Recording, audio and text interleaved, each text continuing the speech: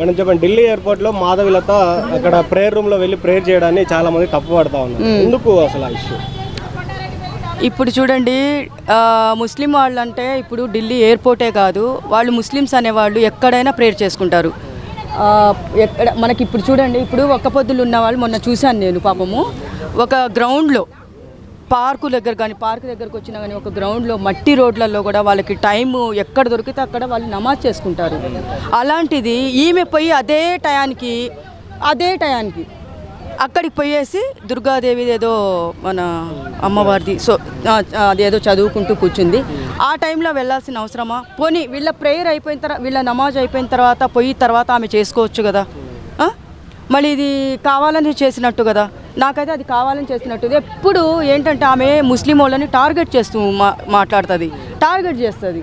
అది తప్పు కదా. అంటే ప్రేయర్ రూమ్ ఓన్లీ ముస్లింలకి కాదు కదా, హిందువులు కూడా చేసుకుంటారని ఆమె అంటుంది. ఆమె వాదన అది. అవును, ప్రేయర్ రూమ్ ఓన్లీ ముస్లింల కోసం పెట్టలేదు కదా, హిందువుల కోసం కూడా మా ప్రేయర్ మేము చేసుకుంటున్నాం, మీ ప్రేయర్ మీరు చేసుకోండి అని చెప్తా ఉంది. అవును, ఇప్పుడు అవును సరే ఓకే. ఆమె ఇప్పుడు ఎవరి ప్రేయర్ వాళ్ళకు అందరికీ అది చేసుకోవచ్చు, పూజలు ప్రేయర్ చేసుకోవచ్చు అని ఆమె అంటుంది కదా.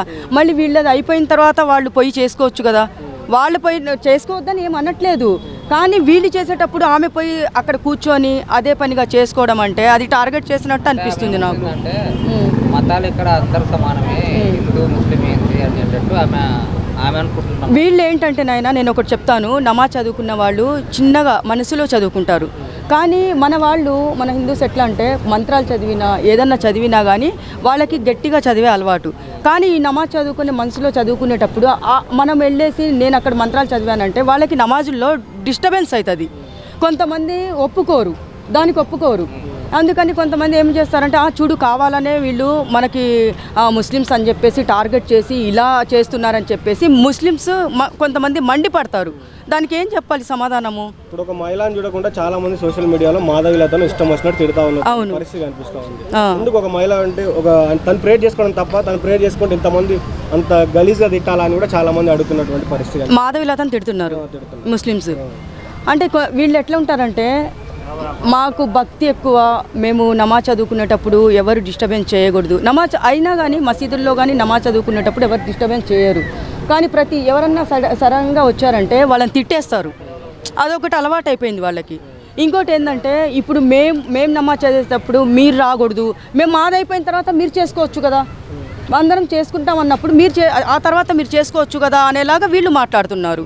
ఇప్పుడు కుల మతాలకి ఎక్కడంటే గొడవలు అవుతాయి. ఇదిగోండి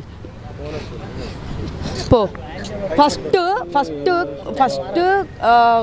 గొడవలు అయ్యేది హిందువులకి ముస్లిమ్స్కి గొడవ అయ్యేది ఎక్కడ?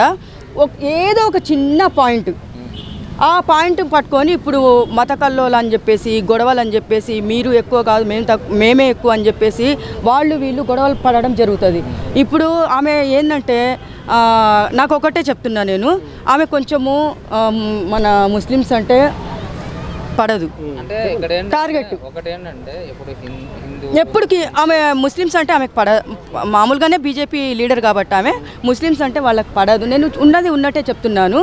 ఎందుకంటే నేను కూడా ఆ పార్టీలో చేసేసి నేను కూడా తప్పుకున్నాను కాబట్టి, నాకు కూడా అనుభవము ఎదురైంది కాబట్టి, పెద్ద అనుభవం ఎదురైంది కాబట్టి నేను చెప్పాల్సి వస్తుంది.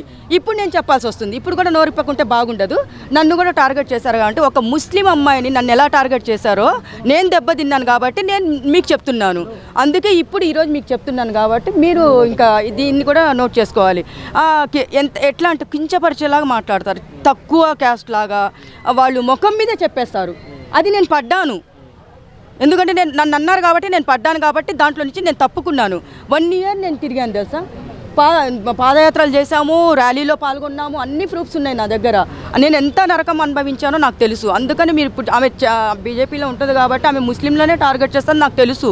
మీరేమో ఇట్లా అంటున్నారు, వాళ్ళేమో మేము అన్ని మతాల వారిని సమానంగా చూస్తున్నాం, ఇక్కడ ఉన్నటువంటి కొంతమంది ముస్లింల వాళ్ళని మిగతా ముస్లింలు ఎవరిని ద్వేషించట్లేదు, కొంతమందిని మాత్రమే టార్గెట్ చేసిన వాళ్ళు ప్రతిసారి చెప్తూనే ఉంటారు కదా. అవును, కొంతమందిని ముస్లిమ్స్ని టార్గెట్ చేస్తారు, మిగతా వాళ్ళు అలా చేయరంటనా? కొంతమందిని కూడా ఎందుకు టార్గెట్ చేస్తున్నారు? వాళ్ళ వల్ల మిగతా వ్యవస్థ మొత్తం భ్రష్టు పట్టిపోతుందని చెప్తారు అని వీళ్ళు అంటున్నారు. ముస్లిం వాళ్ళని అంటున్నారు, బీజేపీ పార్టీ వాళ్ళని. అంటే ముస్లింలో కొంతమంది ఇప్పుడు ఓవైసీ లాంటి వాళ్ళు ఉన్నారు, అట్లాంటి వారిపైన ఏదైనా పగ కావచ్చు, లేకపోతే ఏదైనా రాజకీయ కక్ష తప్ప మిగతా పర్సనల్ కక్ష ఏం లేదు. ఇట్లాంటి వాళ్ళ వల్లనే మిగతా ముస్లింలు అందరూ చెడిపోతున్నారని కూడా చాలా సార్లు వాళ్ళు చెప్పినటువంటి మాధవిలత గారు చెప్పినట్టు జరిగింది, చెప్తారు. ఎందుకంటే మొన్న కూడా నేను కూడా ఒక వీడియోలో విన్నాను. అది వినిన తర్వాత ఇప్పుడు ఆమె ఏంటంటే అంటే ఏమంటారు భక్తి ఎక్కువ ఆమెకి. నేను మొన్నటిగా కూడా శ్రీనగర్ కాలనీలో చూశాను, వచ్చింది భజనల్లో కూర్చుంది, అందరితో కలిసింది, మాట్లాడిపోయింది, చాలా హ్యాపీ అనిపించింది. కానీ వీళ్ళు ఏంటంటే కొంతమంది ఏం చేస్తారంటే ముస్లిమ్స్ వాళ్ళని కూడా కొంతమందిని మనం తీసుకుంటే వాళ్ళు ఏంటంటే కొంతమంది మంచిగా ఉంటారు 50%, కొంతమంది ఏమంటారంటే వాళ్ళకి బీజేపీ వాళ్ళని కూడా తిట్టే వాళ్ళు కూడా ఉన్నారు.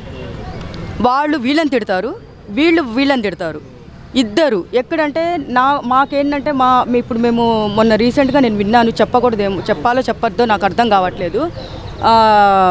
వెంకటగిరిలో ముస్లిమ్స్ వీళ్ళని ఏంటంటే ఇప్పుడు బీజేపీ వల్ల ఇది మొత్తం ఇట్లా జరుగుతుంది, బీజేపీ ముస్లిం వాళ్ళని టార్గెట్ చేస్తుంది ఈసారి, అందుకే బీజేపీ రాకుండా బీజేపీకి మనం సపోర్ట్ చేయకూడదు, మన ఇంటి దగ్గరకు వచ్చినా వాళ్ళని ఇది చేయాలి, మనం ఓట్లు వేయకూడదు అని చెప్పేసి వాళ్ళు చెప్పుకుంటున్నారు.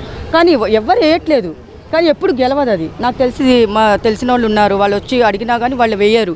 కానీ వీళ్ళు టార్గెట్ చేస్తారు, ముస్లిం వాళ్ళని అతి కిరాతకంగా చంపుతారని చెప్పేసి, బీజేపీ ముస్లిం వాళ్ళనే టార్గెట్ చేస్తున్నారని చెప్పేసి కొంతమంది మాటలు నేను పక్క నుంచి విన్నా. ఎందుకు ఇలా చేస్తున్నారు, ఎందుకు ఇలా చేయాలి? కుల మతాలు అనేది చూడండి, ఆ మనుషులందరూ ఒక్కటే. మన బాడీలో రక్తం ఉన్నంతసేపు అందరూ ఒంట్లో రక్తం ఎర్రగానే ఉంటుంది, ఏం పచ్చగా ఏముండదు కదా, గోల్డ్ ఏముండదు కదా. అలాంటిది ఎందుకు కుల మతాలకి గొడవలు? ఇప్పటికి ఎందుకు ప్రపంచము ఇప్పటికే సగం సంకనాకిపోతుంది, పెట్రోల్ అని గ్యాస్ అని చెప్పేసి. ఇప్పుడన్నా కొంచెం మంచిగా కలిసి ఉండండి అని చెప్తున్నా నేను. వాళ్ళు వీళ్ళని టార్గెట్ చేస్తారు, వీళ్ళు వాళ్ళని టార్గెట్ చేస్తారు. ఇప్పుడు మంచి వాళ్ళని కూడా టార్గెట్ చేసి ఇప్పుడు నేను కూడా ముస్లిం అమ్మాయినే, నేను కూడా ముస్లిం అమ్మాయినే. నేను హిందూ అమ్మాయిని కాదు. ఇప్పుడు మీకు కూడా చెప్పాలి కదా, మరి చెప్పకుంటే బాగుండదు. నేను కూడా ముస్లిం అమ్మాయినే. నేను ఎందుకు బొట్టు పెట్టుకొని నేను ఎందుకు పూజలు చేస్తున్నానంటే, అబ్బా ఇవి చూసి ఇవి ఎందుకు నేను అనుభవించాను కాబట్టి, ఇట్లనా ఇలాంటి చిన్నతనంగా చూస్తారా, ఇంత హీనంగా చూస్తారా ఈ పార్టీ వాళ్ళు అని చెప్పేసి అప్పటి నుంచి నేను నా చిన్నప్పటి నుంచి దేవుడి పూజలు నేను చేస్తున్నాను. బొట్టు అయితే నేను ఇంకా 2-3 ఇయర్స్ నుంచి ఇంకా పెట్టుకొని తిరుగుతున్నాను. ముస్లిం అమ్మాయిని కూడా అని చెప్పుకోను ఎవరన్నా అడిగితే. ఇప్పుడు మీకు ఇది వచ్చింది కాబట్టి నేను మాట్లాడాల్సి వస్తుంది కాబట్టి నేను ఒక ముస్లిం అమ్మాయి అని చెప్పేసి నేను చెప్పుకోవాల్సి వస్తుంది. అది